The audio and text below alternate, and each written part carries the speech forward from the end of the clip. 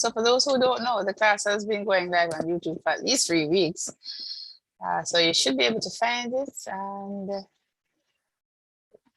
all right, there we go. Yes, so let's go back to share screen. And we're here. All right, so everybody's seeing the screen. So this is actually week 5 of the know.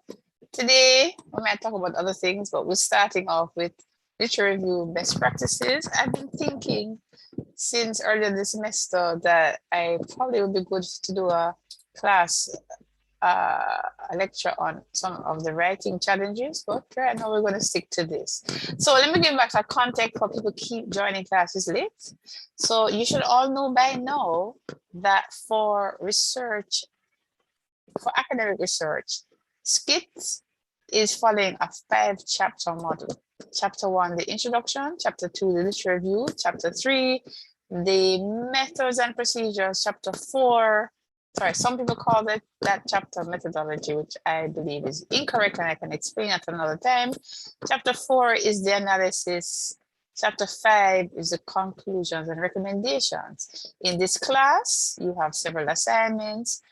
The majority of the group assignment is to do essentially a research proposal, but the research proposal is in pieces. First, you do a concept note, which will become the equivalent to a chapter 1.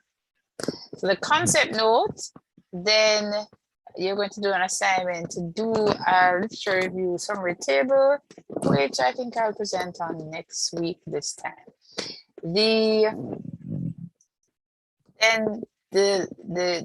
summary table, which is an optional thing in terms of if you're researching, but it's not an optional thing for this class because an assignment, will then lead to a written literature review, which is what we're talking about today and we did 2 weeks ago. Then the next task is to do a method chapter. So all of that together is your research proposal. One of the assignments for this class is an ethics application, which is basically turning the method chapter into a summary form, including discussing ethical elements, but we're going to be talking about that in the future, not today. And then in the class, we also look at, for the methods, research design. So last week we started talking about research design. If you were here, remember we talked about surveys and experiments. I mean, we talked about more than that, but basically that was the primary focus of the presentation. And so 2 weeks ago, we talked about literature review. And today we're going to go back to literature review. What I said about the table is that there's an assignment, which I don't think we're going to have time today. If you look at it, it's on the Moodle site. One of the assignments is the literature review summary table. That is essentially a table that you'll do in a spreadsheet, which will have things like the title of the paper, the authors of the paper, like, or a reference in APA style. It would have what was the setting of the project, the objective of the project, the results, the methods, the results, the conclusion, the recommendation. It basically summarizes the paper. So for all the papers that you're planning to use for your project, you can basically write up notes in a table. So that's one of the assignments for the class. Anyway, so that is an overview. And so the frame here is that I know everybody should have some idea of how to do the concept paper. And that's what your tutors have been helping you in your tutorial classes. That's the idea. And if you need assistance, you can come to consultation with myself or the other 2 fine tutors. So today we're looking at what are the things that would help persons, new researchers and everyone write up an excellent literature review. So are you willing? If you're willing, then you can do it better. So how can we do research that will make a difference? Now, can you imagine I'm positing that good research can actually help to inform policy and help to inform good decisions. So if we do research right, we can make a difference. So some years ago, I saw on TVJ an interview with Dr. Nelson, who actually did such excellent research before 25. He got a PhD at only 25 years old, and I found it really, at the time, particularly inspirational. And he said, among other things, that time management is key, that you should reduce your exam pressure, and that you should play chess, that you must have a combination of smart planning and looking ahead. And all of this advice is not very complicated. You must premeditate and plan, that you must you actually must work at your coursework, not just your exam, and that you must combine smart planning and looking ahead. All of that is not anything super brilliant, and he managed to get a PhD at 25. All right, so at the end of it, there are many reasons to do a literature review, and one of the reasons is to understand what is going on in the field or the subfield that you decided to focus on. So really good research will have a number of elements, including is policy-oriented. But okay, let me talk about this one at length. So it is gap-driven. So really good research will focus on the gaps in the research. So you read research in order to find if there's some area that either, what's called, there's a paucity of research, meaning not much is known about that area, or that there is debate in the area, meaning that one study that says one thing, another study that says a complete opposite. So the research is not consistent. So as it says here, statistical evidence is either inconclusive or thin. So thin is what I'm calling a positive research, not much, or the research is not all in the same direction, so it's inconclusive. Yeah, so it can be policy oriented. So good research sometimes helps to advise either government policy or corporate policy. A good research in the Australian Research Council's mind should be forward-looking. So you could look for, especially in a place like Jamaica, where we have limited funds for research, we should try to do things that can have high impact in our society. You want to do research where possible that it will help either government or industry or educator or research agencies. Basically, you want to look to see, can it actually help people who make the decisions. You want to track the input if possible. That's sort of beyond what undergraduate students are doing, but if you're going to do research over time, you really should track impact. I found out recently that there's all kinds of ways to do that. So by the way, in research journals, we're promoting that. One of the ways to track impact is how many publications a researcher has in high impact journals. But there actually are other ways to track impact, but that's outside the walls of this class. So if you are interested, you can go and look that up. And then dissemination. Now, all good or great research should lead to dissemination. So dissemination is where you give oral presentations, where you publish, where you in any way, where you even let the people who, if they're participants in research, you give them a summary of what happened in the research. So you really should, when you do research, not just keep it to yourself, it really should be shared with others. And if you do good research, you should lead to capacity building. So perhaps like a major project I did last year, for example, where the 5 students and I just sent in an abstract yesterday to the Ministry of Health and Wellness Conference. And I have encouraged the students, we put it in as a student project. So that if they accept the abstract and the students present either as a poster or as a paper, if they do well enough, they could win a student prize. Meaning, I have no idea what's going to happen, but the point is, I'm doing that to build capacity of the students. And that's what all good research should do.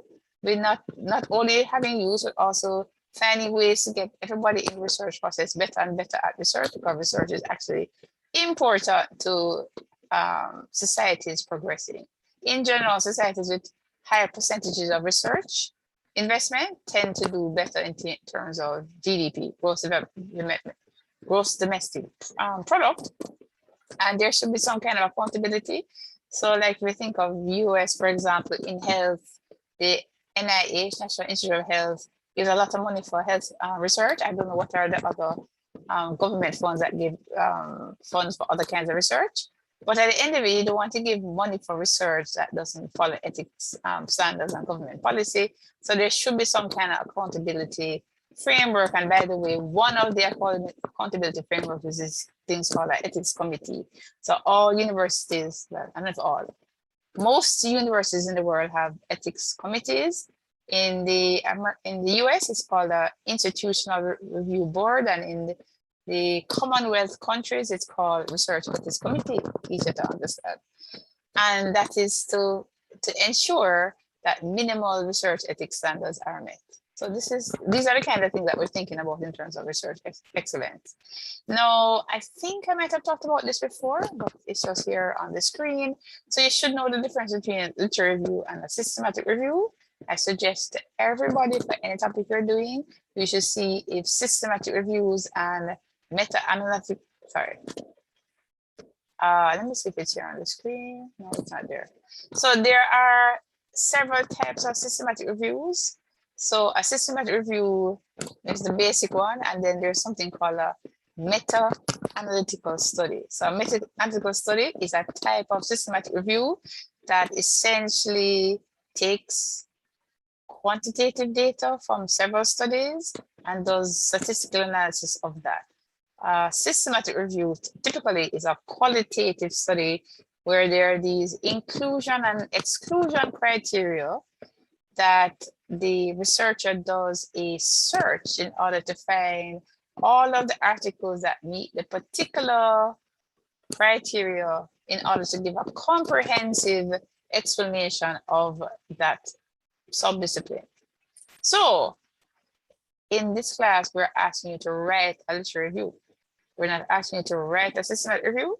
I suggest though that in preparing to write a literature review, you want to look up and see if there are any systematic reviews on your topic, because that will improve the quality of your literature review if they exist. So literature review is just basically a paper that evaluates the information found in the scholarly literature in the area that you choose to study. And the idea is not only to summarize, which a lot of students think in your own words, it's also to evaluate and clarify. You can even in a literature review explain why a paper is not good. As in, it is not just a summary, it is an evaluative piece. If possible, you want to use a theoretical base for your research. Yeah, so the thing about it, the first assignment, which I've now renamed to call a concept paper, actually requires a mini literature review. So I said earlier that the literature review is done like after the concept paper, but you're not going to have a good concept paper unless you have done some reading in the literature. And in fact, to make sure that your concept note is really good, it's really after you finish your literature review, you can actually go back and update your concept paper. A lot of you won't do it because you just feel like you've done too much work. But if you're preparing, if you want the A+ in this class, and if you're preparing to be in research beyond major project, you really should go back after you have finished your literature review to fix your concept paper to improve it now that you've read more literature. So a literature review is more than what is called an annotated bibliography. So maybe we should explain what this is. An annotated bibliography is just a set of notes that tells what each paper is about. A literature review is not just, so a lot of people say they finish the research when they find some articles on the topic that they've decided to do. No, that's a search. I'm not calling that in this class research. So it's pretty challenging to search for information that's important. I could even show you a search I did today, but I don't think I'm going to have time. So like some students sent me a topic they're interested in, major project for, what was it? Some kind of thing related to gamification and the elderly with education. But when I looked, I saw that there is very little information on that And I'm going to have, even though it's a good idea, I already have some suggestions for them. But what I do know, and we don't have time to show you right now, I'm happy to show you in another class, or if I had time to show you. I don't know what they did, but in order to do a good literature review, first you need to figure out what literature is out there. And what some people recommend is that you sit down and literally, for all the important literature, write a summary of that, which is a good skill to have. But literature review is not just summary. If you all you do is just summarize a bunch of papers for that class, that's maximum about a C- or a C. Everybody heard me? If all you do is summarize a whole bunch of important papers in your own words, that's only a C. So in my opinion, if you're going to go and search and find some important papers and then write about it in your own words, I think you might as well go all the way and do some evaluation and organization and make it something beyond just a descriptive summary of the paper. So what you're supposed to do is to read, evaluate, and analyze. Look for relationship between different items of literature. Organize it in a way that your paper is actually your own. Now, when I say your own, since all of these are group projects, your own collectively. And I'm not on the slide right now. That also includes that if somebody else in your group plagiarizes, it's your fault too. You are responsible for group work of other people. Once you have your name on it, you're responsible to check what is going on with your group. Can you imagine? Every part of the assignment is yours. So you should really ensure that all the things that is submitted, at least one other group member has read the paper. As in, let's say 5 of you are in a group project and 5 of you are writing, and let's say there, let's make it very simple, 5 sections. Every section should be read by at least one other person, both for writing quality, checking to see if it's plagiarized, all bunch of things, and the whole thing should flow together as one. And you're doing all of that to look for relationships and looking for what have we found in the area. So in a systematic review, you are looking at large databases and then systematically evaluating return items in order to come up with a replicable process to identify relevant articles. We're not going to do that in this class, but that's what happens. And so then the team then, either by quantitative or qualitative methods or a combination, basically finds the papers that meet some particular search terms. And so generally, systematic reviews are often seminal contributions because many people refer to them. Let me take a break. Can somebody take a break from what I have right here? Can anybody in the class? We have 45 people here. How small? Can somebody tell me a topic you have interest in? Don't all speak at once. Somebody quickly.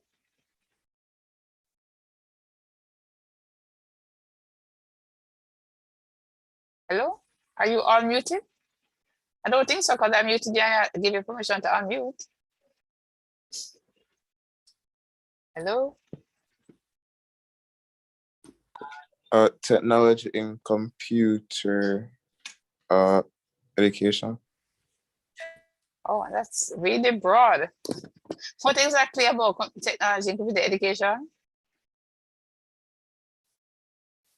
Yeah, you don't have it. Let me try to specify Yeah, a bit. let me just put in what you put in, because that gives me 4.6 million results. And if I go to recent, meaning since 2017, we still at 602,000. So we start look and see music education. I mean, at least we could probably, I don't know what you are. So let me just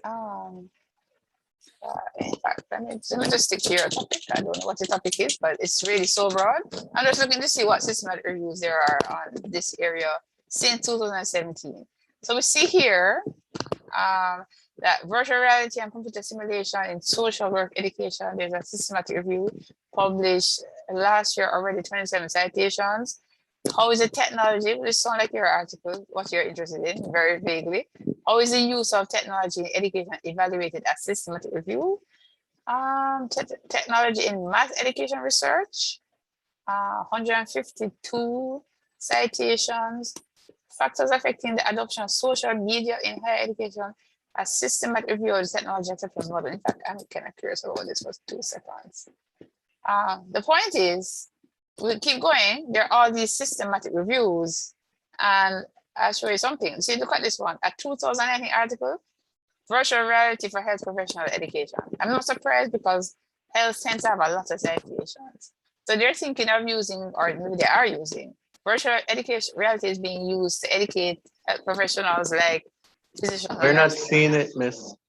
Oh, you're not seeing? Oh, so I didn't understand. Share screen. My name is Sam. Let's see. Stop. Oh, you're not seeing. How do I get out of this? Stop share. That didn't go to what I wanted. I was Share seeing it a screen. while ago, miss. Not seeing it anymore. My name is not Miss. Yeah, I know. I stopped the share. I stopped the share for a reason because you're not seeing what I want to.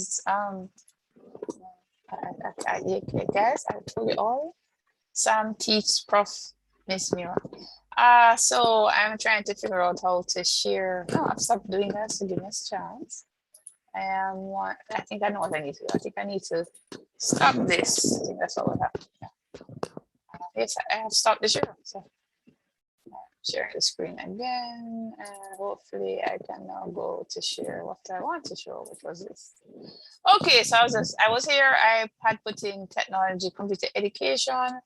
And before there, I put in exactly what he said. So there, say 4.6 million results. I was going what I did. Then I put in 2017, 600,000 results. Then I put in systematic review and we still had 204,000.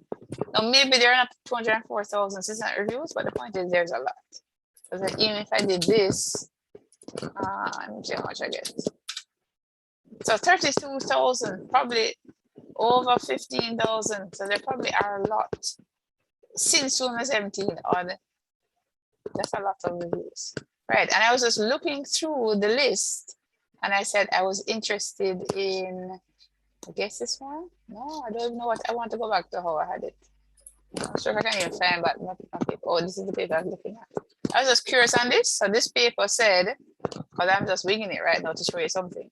So factors affecting the adoption of social media in higher education.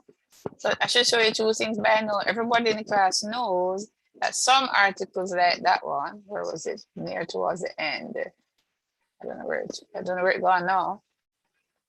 I don't know where that particular article is gone. It was on the second page. I don't know where that article was.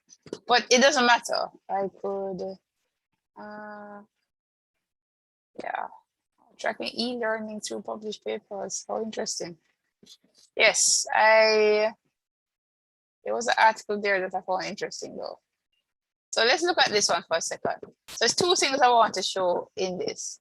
One is, you see that this article published last year had 83 citations. If we just, as an example, this one doesn't have the whole article. So just as a reminder, this is just telling you, this is the highlight. So this says that, this tells us that they looked at 365 papers about learning technology evaluations, and 67%, 2/3 of them use at least one instrument from a prior study, and that there are 22 instruments using these things. So there actually are a lot of different ways which people evaluate technology in education. And we need more of it, but the abstract tells us, it tells us about the trends, and the findings provide an analytical framework that researchers can use. We don't know, but we don't address the paper. So the next step here would now be, if you actually wanted to read this article, would know to go to the UTEC online database to find it. Yes, or to email the UTEC librarian. Everybody knows how to do that. Because I didn't really want to hear everybody telling me that they want to do this topic, but they can't find the paper. You basically need to use the UTEC online library and or email the librarian. So everybody who's here knows what I'm talking about. Just go to. Yes, Miss Mira. Good, wonderful. So I don't have to waste time on that. So back to my story. So let's say we were interested in this topic. Here's my major point. So these 83 articles that are cited, which are here, there on the list, all I did was I checked the site 83. These 83 most of them are going to, not all, most of them are going to have less citations than the systematic review. What is fascinating is that one, not that many, one has more. So this article about another systematic review. So there's an article in 2020, mapping research and student engagement, in higher education. Actually already, wow, has 135 citations. Amazing. But all the others like have their citation. So I'm just making a point. Generally, systematic reviews are what is called seminal papers, as in lots of citations for those papers because they're overviews of the topic. So here's this one paper. And the whole paper is there. And there's a lot of citations. Let's just go ahead and accept the cookies. And we can download the thing and we can find out about. So like for example, for a topic, maybe somebody might want to know about educational technology in higher education. That's something more specific than like what the student had said earlier. And what is nice about this paper, not only that we didn't have to go and get the whole paper, it's just free. So here it is. Look how the paper is. There's a summary, it's called an abstract. There's an introduction, which we're not reading. There is a literature review in the paper. So it tells us what is student engagement, it tells us how student engagement is measured. It tells us about student engagement with education and tech research. There are some papers which we need to open our book. I've downloaded the PDFs. Look at the thing, because we didn't do that yet. These are research questions for this systematic review. This is what they're asking. This is the methods for this systematic review. Remember, you're not doing a systematic review, so you won't be doing this. So it's telling you how it came to the studies that it looked at.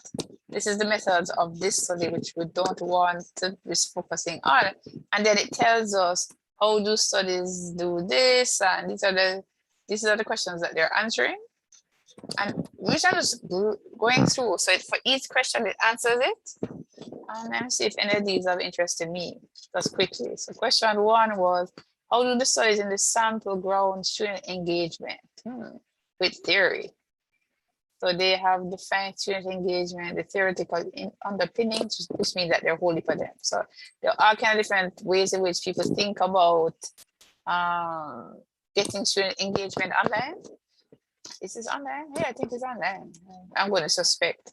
And then they want to know what things lead to student engagement. See, what were indicators, cognitive behavior and affective engagement when educational technology were used, and what things led to disengagement.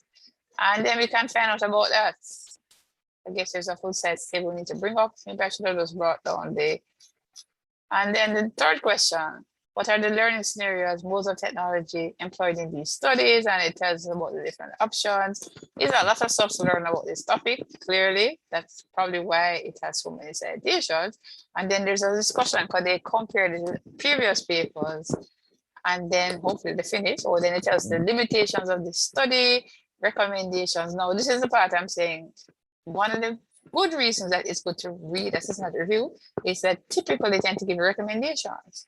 So it's going to tell you some of the gaps.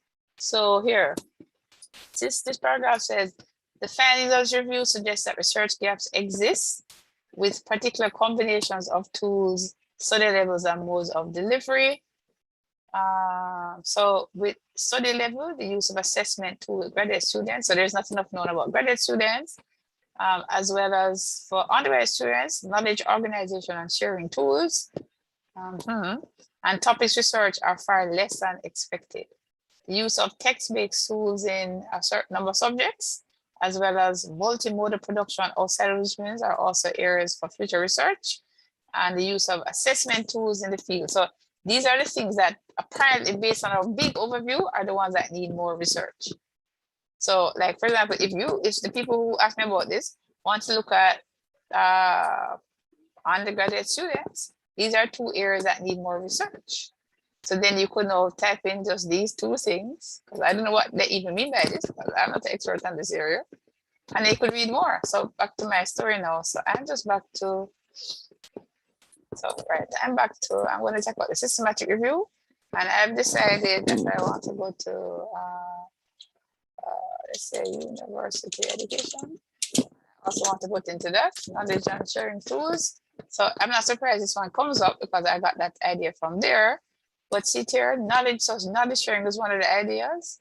So it's actually a systematic review about that from 2018. But there's another one, social media for knowledge sharing. So we could decide that of these two, since I don't even know, what is that one called? Sharing tools. We could decide, and I have no idea what to do with this. We could decide that since this paper says that, a very recent paper says that people don't know enough about sharing tools and knowledge organization for undergraduates, maybe one of the sharing tools could obviously social media. So we could look at social media for knowledge sharing and look at that for that and decide that we're going to just study looking at that at UTech. But you need to ground the study. What we mean by that is we need to actually say that not enough is known about that.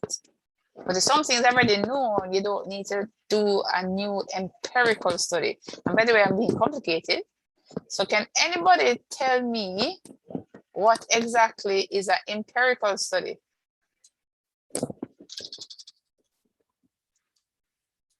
Don't all speak at once. Let's go back to my waiting.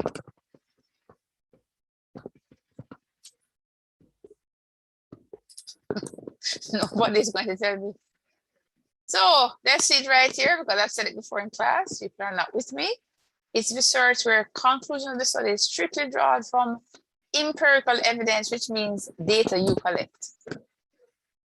That data can be primary data, as in the data researchers, or it can be data from other people that they collected. The systematic review is not an empirical research study. But back to, I'm going to go back. I'm going to stop share screen again. Maybe I should. Let me see if it's going to go back and have the problem. Let's see, let's go back to this. And then I'm going to come current slide. So we're right here.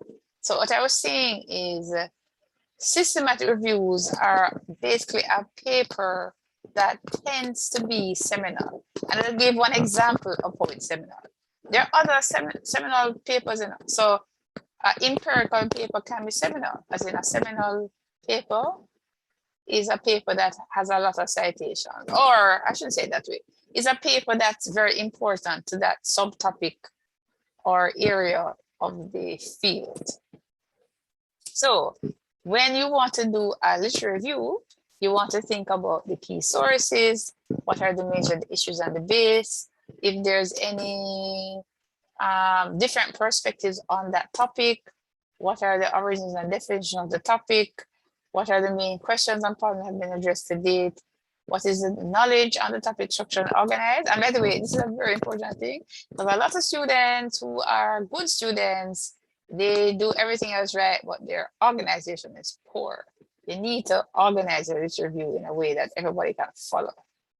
And if you don't know how to do it, you can certainly feel free to ask your tutor to help, because that's really organizing the paragraphs in a way that well structured. You should have section and the sections should flow together. You may want to ask things about the philosophy that's related to your discipline. We haven't spent much time talking about that so far in our lectures, and you want to talk about the key theories, concepts, and ideas related to the field that you're talking about. So when you write up a literature review, you're kind of giving an overview. So a literature review for this class is not as comprehensive as a systematic review, but you're doing an overview of some of the things that is for the topic that you're looking at. So, in fact, I don't know if I've established. 2 weeks ago, we talked about why literature review is important. So let's remind ourselves. Can anybody give me a couple of reasons why literature review is important? Based on either what I said today, 2 weeks ago, what you've read, anything. Miss, in my own words, why I believe it's important based on what I've learned is that it really gives a summary of everything that was researched. It as I said before, evaluates it, but not only that, it gives the main idea of it, and it gives a synopsis of what's going on. So you can easily see, but you don't answer the research question, but you can easily see what the paper is about. Okay. Yeah. I like how you bring up that it doesn't answer the first question. For those who wonder what that is, remember the first. Yeah, I love what Demar wrote. Demar wrote that the literature review basically summarizes and evaluates a contribution to the knowledge of the field. So whatever topic you're looking at, all of the particular subtopics, you are summarizing and evaluating the contribution to the knowledge of the field. I mean, he didn't put the evaluate and evaluate, summarize and evaluate, what I'm just saying that. That's a nice, but what the young man who was talking before said, most of what he said I like, just he could be maybe a little bit more articulate. But one thing I love that he brought up is that the literature review does not, for you, ever answer any of your research questions. And I hope everybody knows what we mean by that. So let's take the topic we just looked at. Let's say a group of us decided that we wanted to look at, what was that? I was trying to remember exactly what that thing was. Resource sharing with social media, maybe that is it. Some kind of sharing. So let's call it educational sharing. I don't know, but basically using social media using social media technology as an educational resource for university students, whatever the fancy words are. And if we looked at the literature to see to what extent social media, how it's being used, is it being effective, you know, how prevalent it is. Like, in fact, I would expect that literature review to tell us, you know, what is social, not right away. I would expect us to tell us like how prevalent social media is being used in university education. I would expect us to tell us like how effective it is. Before effective, I said in what ways it's being used and in what subjects.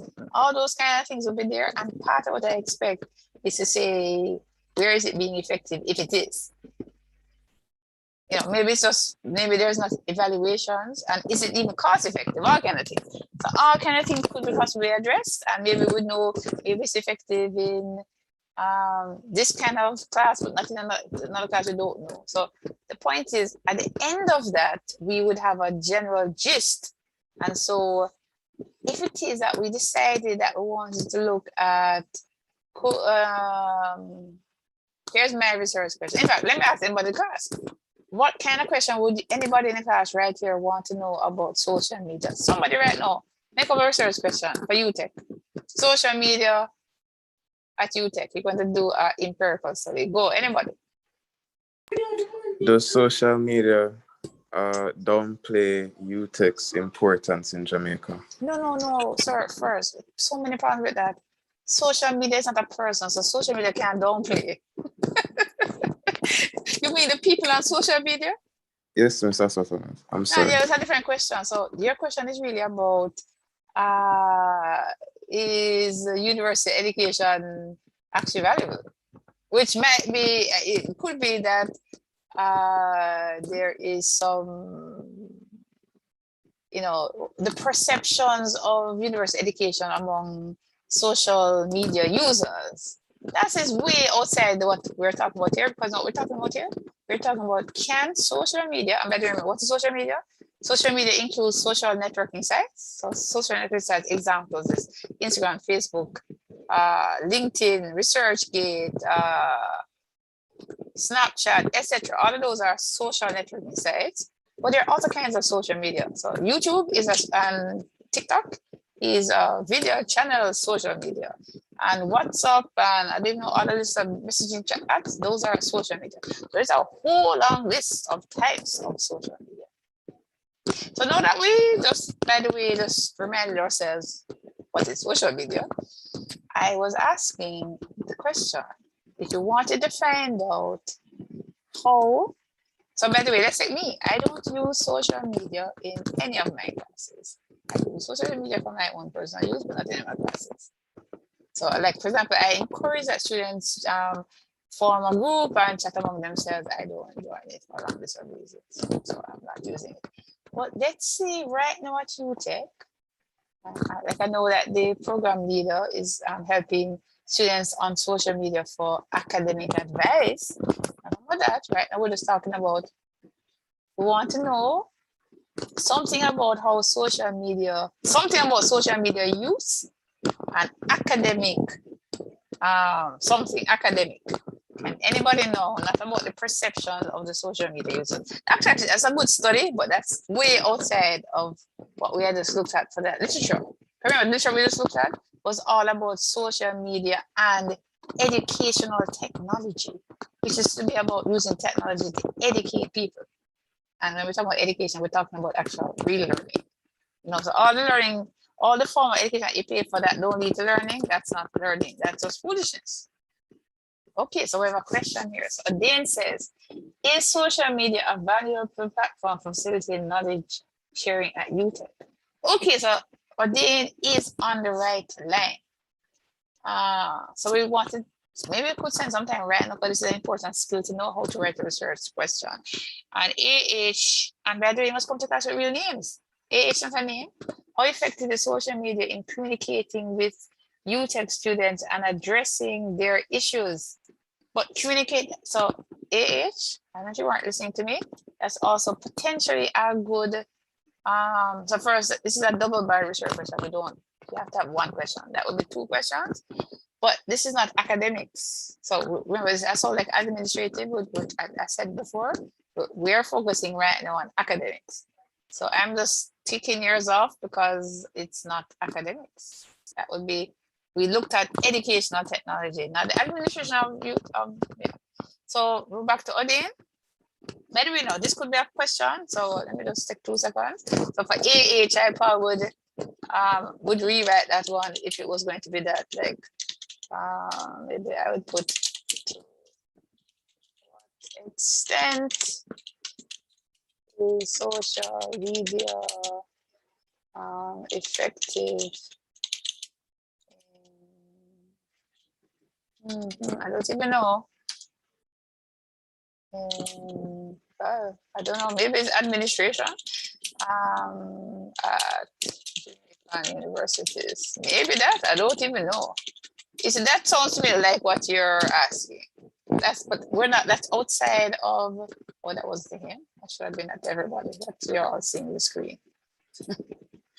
Right, so that's what it is. So that doesn't qualify for the question we're answering. So we go back to AJ. AJ has a AJ. We go back to Odin. So let's improve what Odin had written. So Odin had written is social media valuable platform. So the thing about valuable is like, it's vague. How are we going to measure valuable? So these kind of things, you probably want to look at either effectiveness or efficiency. And I think for education, we mostly want to look at things like prevalence, effective, and cost effective. We're not ready for cost effective yet, so I'm going to go back with the same effective. So I'm going to go back to the same kind of thing because how effective is difficult. So, you know, maybe, and then the other problem I have with this thing is, are you looking at this for all classes?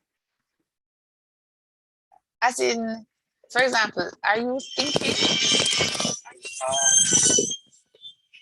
second, students? Hello?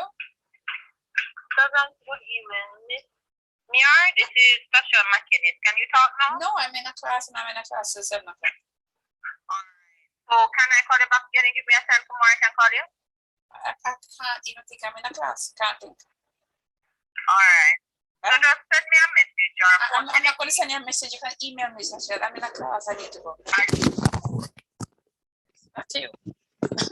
My colleague is telling me to tell her time off the top when I'm in a class. I'm like, no, I can't tell you no in the middle of what I'm doing when you can email me. So back to you guys. Right. So is social media a valuable platform? So it is really, you know, maybe to what extent, or is there a link between social media and knowledge acquisition among students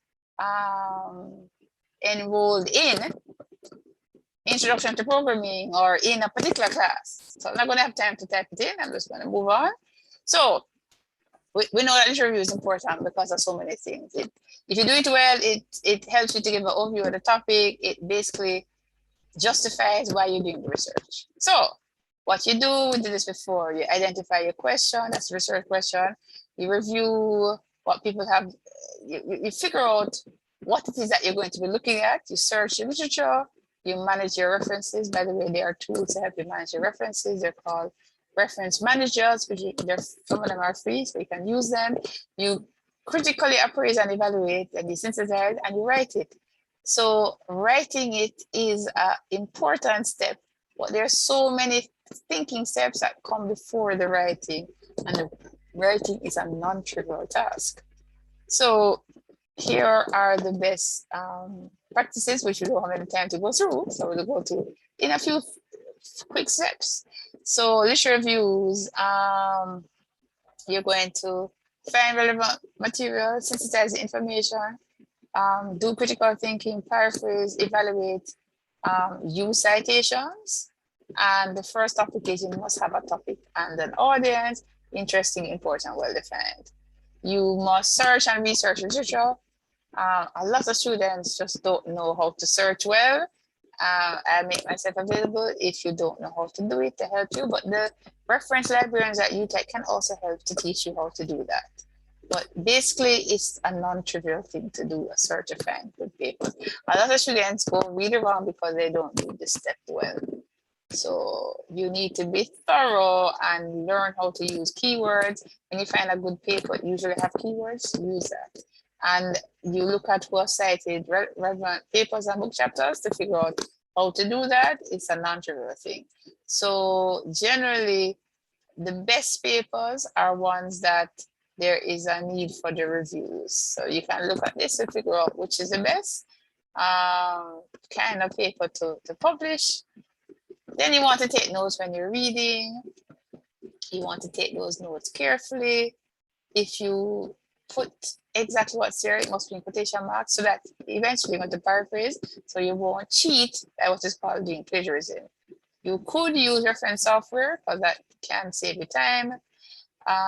You need to figure out, but in our class, you're basically doing descriptive reviews for the most part. You're not doing a systematic review or meta-analysis, so don't worry about that.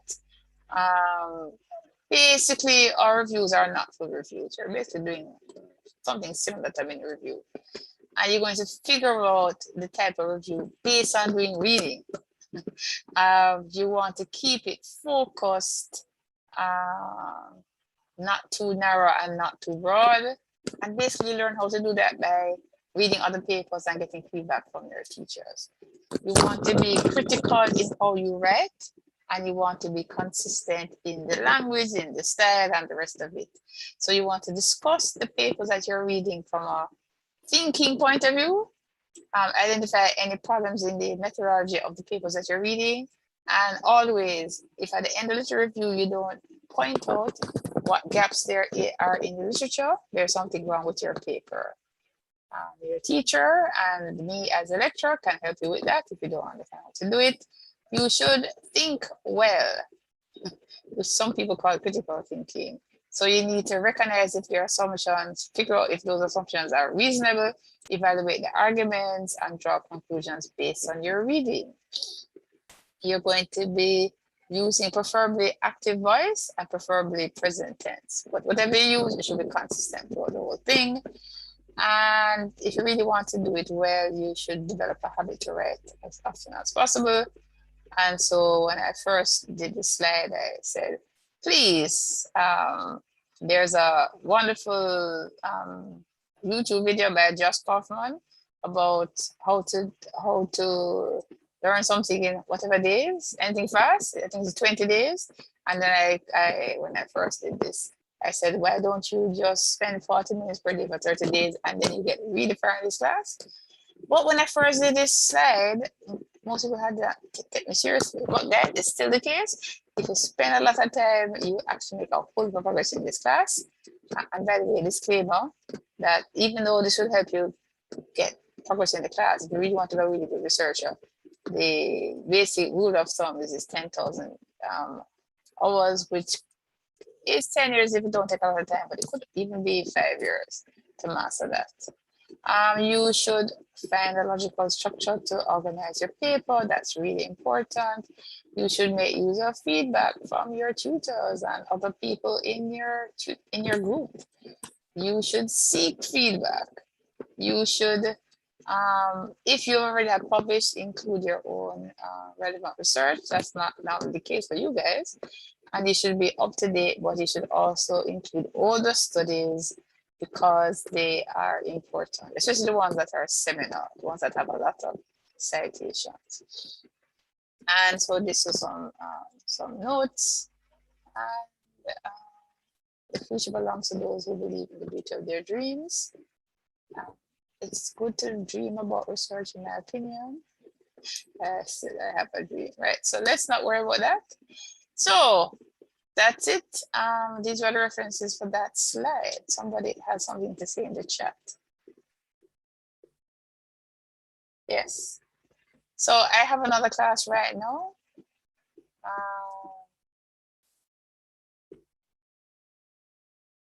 I will see you all next week.